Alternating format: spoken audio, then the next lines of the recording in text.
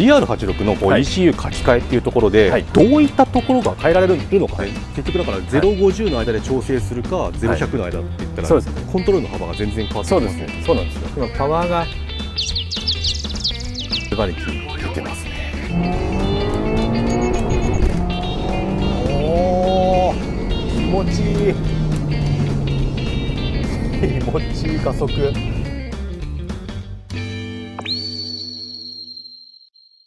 松田です。車のチャンネルです。ブーン。はい、ということで今日はスーパーオートバックス千葉長沼に来ております。実はね、僕ここ20代の前半の頃、学生の頃にここでタイヤ販売してたことあるんですよ。今日なんでこう千葉ね長沼店に来ているかというと、この GR86 スーパーオートバックス浜松の出張の書き換えイベントで、そこで千葉長沼店の方でもその浜松の ECU 書き換えのイベントを出張に今来ていて入れてもらっているっていうところですね。はい、実は一度前アピットオートバックスの方で一度書き換えをしてもらったことがあるんですけども、あろうことか僕スタッドレスタイヤで行ってしまってしっかり測れなかったっていう経緯があるので、今日はちょっともう一回ちゃんとやってもらいたいなというところでこの方に出てきてもらおうと思います。どうぞ。どうも以前はすいませんでした。とんでもないです。スタッドレスタイヤで行ってしまって。とんでもないです。はい、スーパーオートバックス浜松のスポーツ担当が、はい、鈴木さんになります。鈴木です。よろしくお願いします。よろしくお願いします。ありがとうございます。以前はありがとうございました。というところなんですけども、GR86 のECU 書き換えっていうところで、まずそのどういったところが変えられるのか。そうですね。はい、主にはコンピューターですと、その年長であったりとか、点火時期、バルタイっていうようなベースのものがあるんですけども、それに加えて GR86 の場合は要求トルクマップ。要求トルクマップ。はい。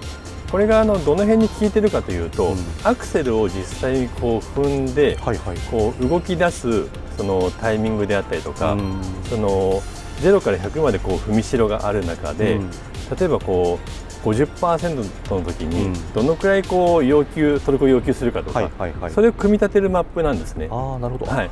僕聞いたことあるんですけど、この車ってもともとはアクセル 50% ぐらい踏むと、ほぼ 100% に近いぐらい開いちゃってるって聞いたんですけど、本当なんですか？実際そのスロットルがどの位置にいるかまでは見れてないんですけど、50% ぐらいの時に結構ぐーっと加速してくるじゃないですか。もともと動き始めが少しゆっくりで、あれ動いてきたって始まって、50ぐらい来てぐーってくるじゃないですか。あそこの状態でパワーチェック、大体 50% のところで固定してパワーチェックすると 100% と同じパワー出ちゃってるんですよ。アクセル半分と 100% の踏みしろでパワーがほぼ変わらない。そうですね。なるほど。それはいいんですか？それはもういい悪いというか、味付けの世界にもなるので、その楽しませ方とか演出にもなるので、演出は確かに早く感じるかもしれない。そうですね。車も軽く感じますしね。はい。悪いものって全然ないんですけど、この GR86 はやっぱりこの進化した部分でエンジンがやっぱすごく進化したんですよね。で実は ZN6 型から特性は一緒だったんですよ。はい。もう50踏んだら全開。6も同じなんですか？そうなんですよ。その頃は86も BRZ も同じのマップだったので、もうどっちも同じ特性。なるほど。はい。でこの GR になってからGR86 だと50ぐらいいくとやっぱ全開になっちゃうっていうか、全開のパワーが出ちゃう。で BRZ はもっとこうリニア。うちの会社に BRZ、ZD8 乗ってるのがいるんですけど、本当ですか？いるんですよ。マフラーぐらいしか変わってないんですけど、その人にこれ乗らせたら、まだこんなにチューニングしてない状態ですけど、ほぼノーマルの状態で乗ってもらったら、速って言ってもらって、言ってたんですよ。あんま踏んでないのにニューっていくんです。そうですよね。やっぱそういう味付けの違いがあるんですね。そうですね。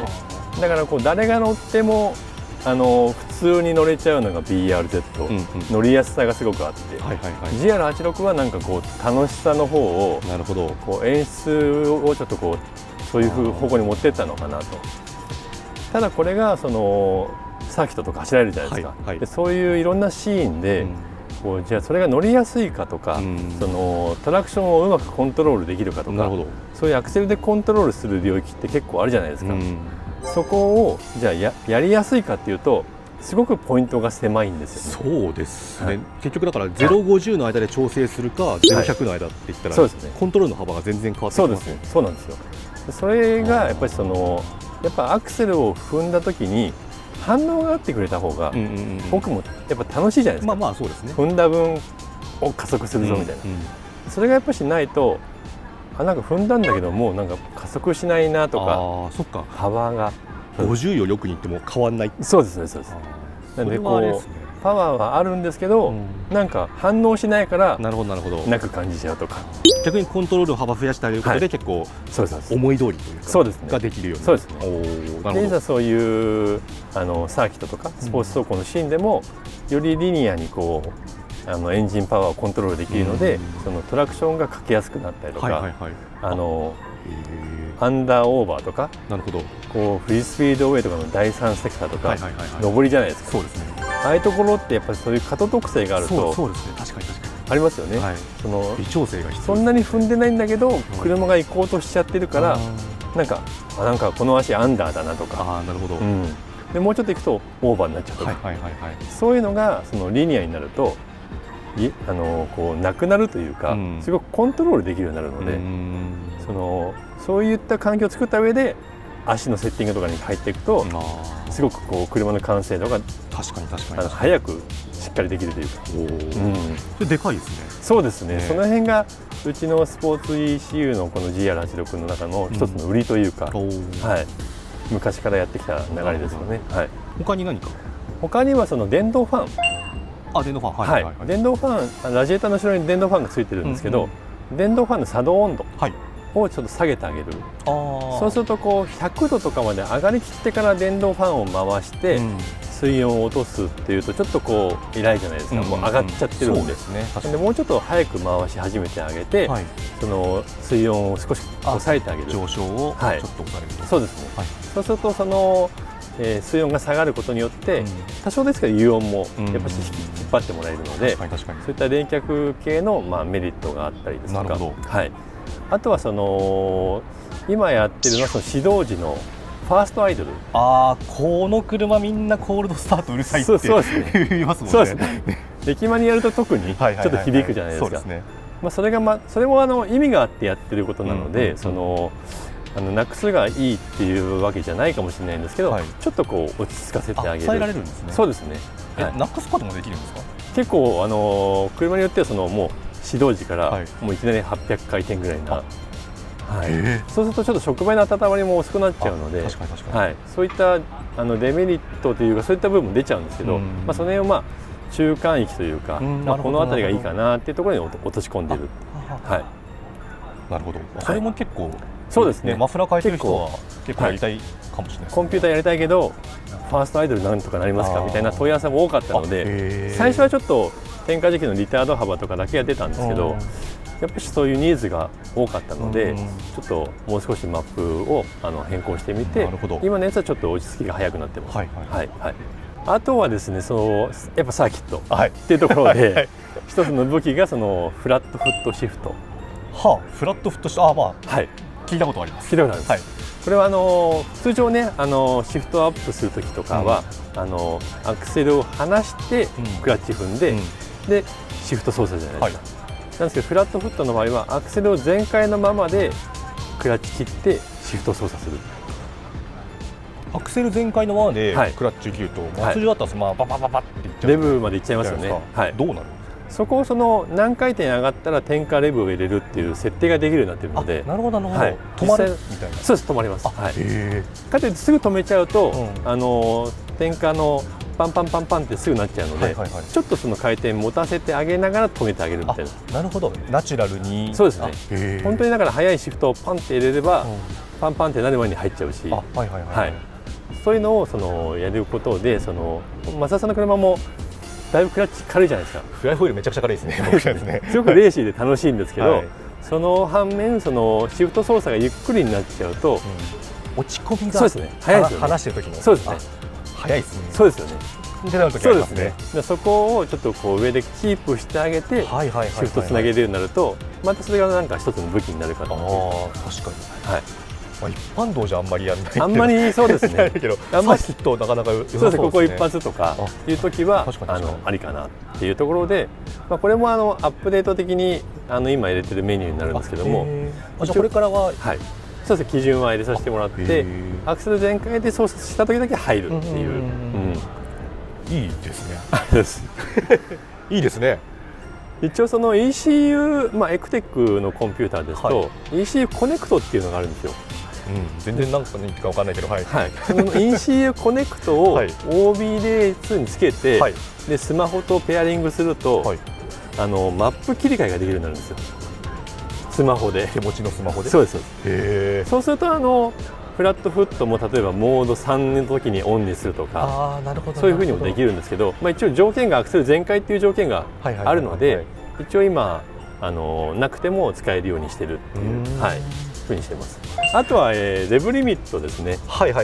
この車ちょうどレブのちょっと手前でレブるんですよね。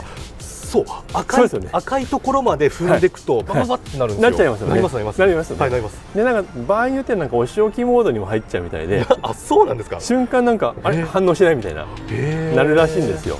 で回転を上げることがいいとも言えないんですけども、一応7600ぐらいまで基準のマップは変えてるので、その純正のレブちょっと超えたぐらいでレブ入るっていうふうになってます。実際何回転ぐらい上がる？実際は7600にしてるので、もともとは7400とか500ですね。200で結構変わります。そうですね。そこまでちょうど使える。確かにこれ、レブの赤いところが7500ぐらいに印してある感じがしますよね。そうですよね。そうなんですよ。の前で止まっちゃうからババってなるわけですね。でやっぱりなるべく入れない方がいいので、確かにそりゃそうですよね。あとサーキットによっては2速でもうちょっとだけ引っ張りたかったとか、やっぱあります。そういうの。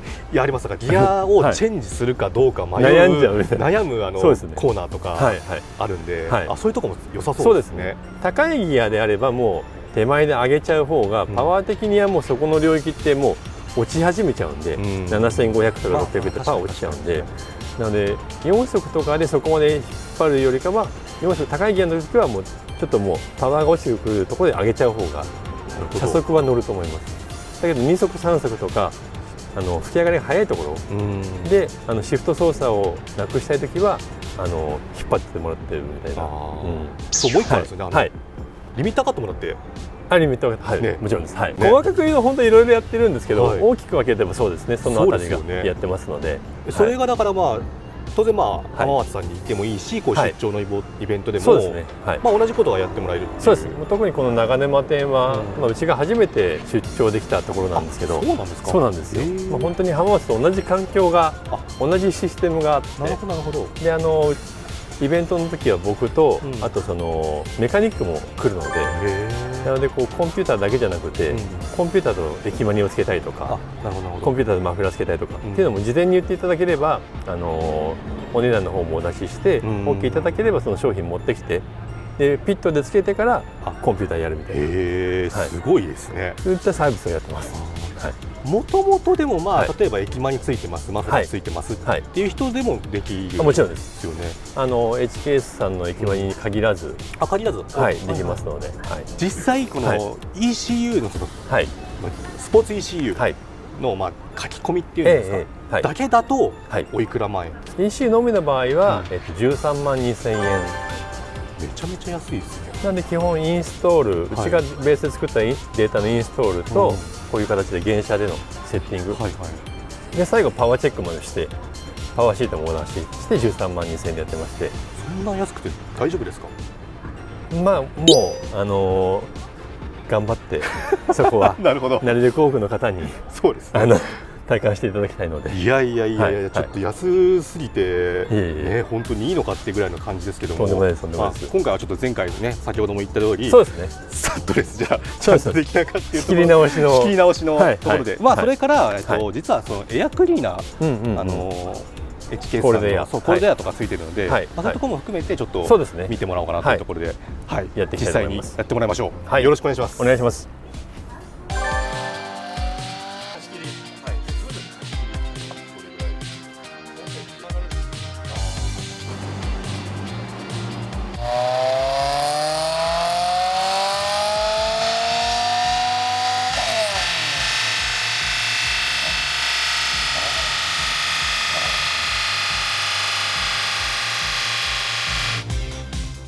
疲れ様です。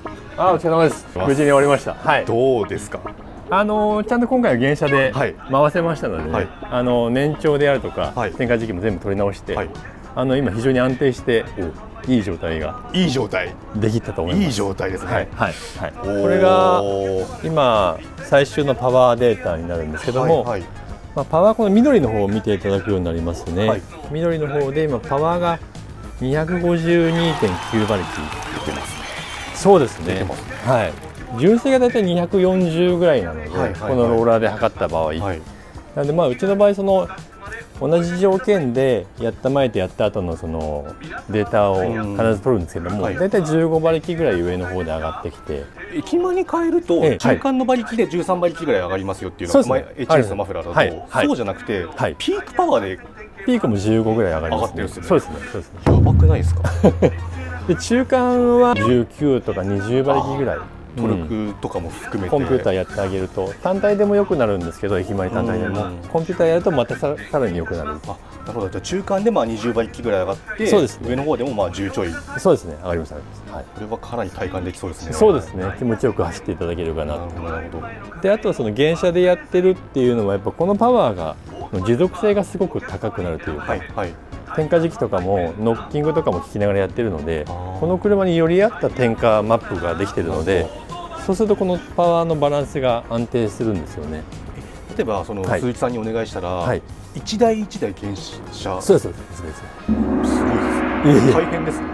あんまし僕もその一台一台って最初からやろうとしてたわけじゃなかったんですけど、なんかベースができて、このデータで大丈夫かなって確認してたら、結構そのエアクリーナーとかキャタとかマフラーとかいろいろついてるとデータ変わるんですよね。そうなんですね。でその同じパーツがついてても車によっては違ったりとかするので、そういうのを見てたらやっぱこう1台ずつ全部やっちゃおうかなって、そういう環境もあるし、なるほど、やっちゃおうかなってやっちゃうんですね。それでうちはもう基本全部1台ずつ見させてもらうっていう。なるほど。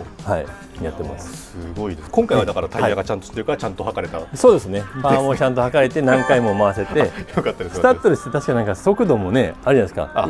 5速でやるので。なるほどなるほど。で負荷もかかってくるので、やっぱりスタッドレスだとなかなかやりきれないっていう。たわんじゃうし。そうです。またなんかアクセルのそのマップも少し前と変わったっていう。そうですね。よりこうそのナチュラルかつ反応はするっていう感じ。めちゃくちゃ楽しみなので、ちょっとじゃあ早速市場に行って体感していきたいと思います。乗ってみてください。ありがとうございます。ありがとうございました。はい、ということでスーパーオートバックス浜松のスポーツ ECU ですね、インストールしていただきましたけども、もう一般道でその扱いやすさがね分かりますね。ノーマルの状態ってこの冒頭でも言った通り、結構もうアクセルに対して過敏に車が動くような感じがあるんですけども、一切なくなりましたね。踏んだら踏んだだけ加速するみたいな、そんな印象です。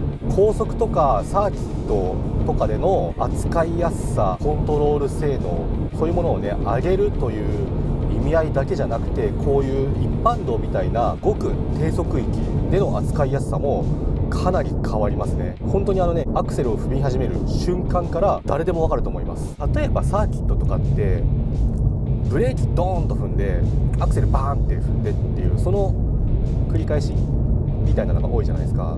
だからどうしてもブレーキをドンと踏んでアクセルを踏み替えた瞬間ってどうしてもやっぱりこうゆっくり踏むわけじゃないから、機敏すぎるアクセルだとやっぱコーナーの立ち上がりとかでいきなりこうスロットルが開いてしまって、例えばオーバーステアが出やすいとか、そういうことがあると思うんですよね。それがやっぱこのちゃんと要求トルクの変更って言ってましたっけ、さっき。機敏な動きをしなくなるので、多分本当に走りやすくなると思います。でもやっぱり僕のおすすめとしては駅マニとマフラーぐらいは交換してからやった方がなんかいいかなっていう感じはしますね。例えばこの車 H ケースの駅マに入ってますけど、中間のトルクがものすごくノーマルより太らせることができるので、相乗効果みたいなのはすごい多分感じられると思いますね。でね、せっかくなんでっていうところでフラットシフトできるかやってみましょうか。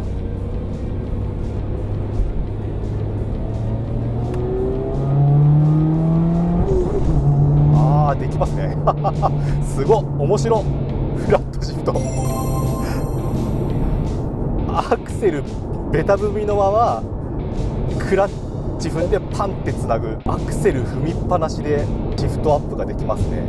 今まだね5000回転とかそれぐらいでシフトアップしたので、そんなになんか激しい感じにはなんなかったですけども、アクセルを抜いてクラッチをつないだ瞬間にこう減速するような感じっていうのが特にこの車ってやっぱあったんですよ。フライホイールがやっぱ軽いからアクセルを離した瞬間に落ち込みがすごいから、でクラッチをつなぐ瞬間にこうちょっとグッとこう減速するような感じがあったんですけども、今回このスポーツ ECU をインストールしてもらったことによって、フラットシフトが使えるようになったので、アクセル踏みっぱでクラッチをパッと切ってシフトをしてつないだ瞬間に減速するんじゃなくてこの加速するような感じになりましたね。いやー、これはかなりサーキットとかでのタイムアップにもつながりそうですね。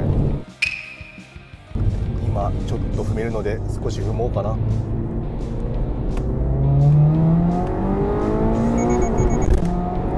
おー、気持ちいい気持ちいい加速、すごいな。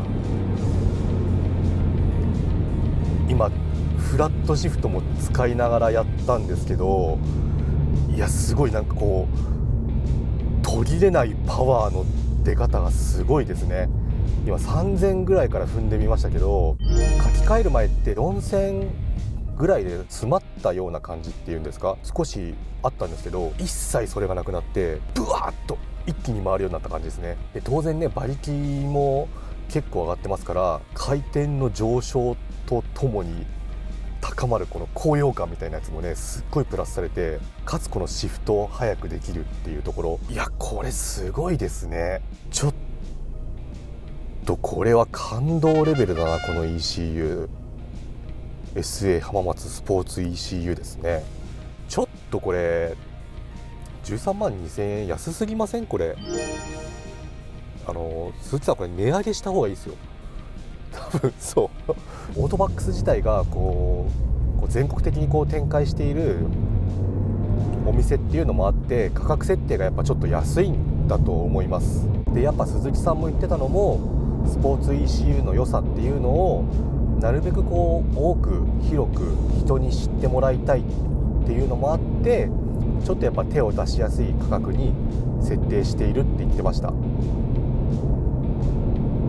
多分だからそういうのもね、こう車の楽しさ、カスタムの楽しさ、そういうものをもっと広めていきたいっていう、こう鈴木さんの思いからくるね価格設定なんじゃないかなっていうふうに思いました。当然書き換えをねしてくれるショップっていうのはいろんなところであるんですけど、そういうところってやっぱり結構20万円近かったりとか、ECU 書き換えのみでですよ、コスパの高さやばいですね。はい、ということで、まだね一般道しか走れてないので、ちょっとこのスポーツ ECU の本領発揮というわけにはいかなかったんですけども、だけども一般道でも十分にその良さ、素晴らしさ体感できるっていうのがねよく分かりました。